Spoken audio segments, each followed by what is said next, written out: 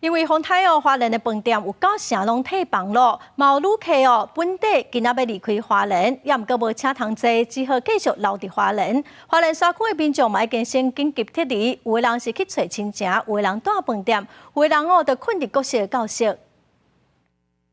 简单铺一个厝涂骹，直接就伫遮伫困。国小的防火教室变作安置的地点，山区部落的居民经过一暝，早简单行李，小连续风紧急撤离。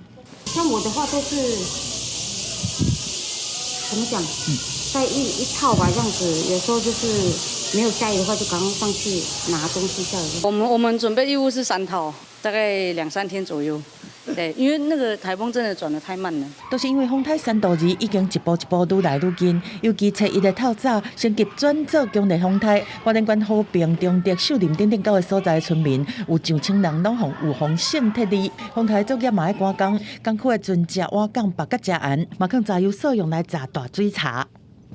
我最担心的话就是渔船筏会因为这样的话，那会去螺旋桨会去打到这些木头，那会形成然后渔民的灾损。3度2来个真凶嘛，互东部的交通乱七八糟，都旅客来到花莲佚佗，坐大众运输来往返，但是即马南北向拢无通，行程大受影响，无奈只好继续留伫遐。本来是预计今天要去台东，现在就刚去火车站，火车都不通了。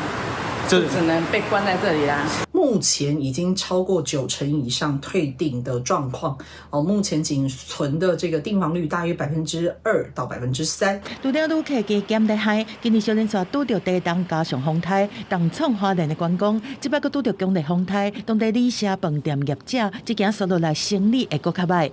记者综合报道。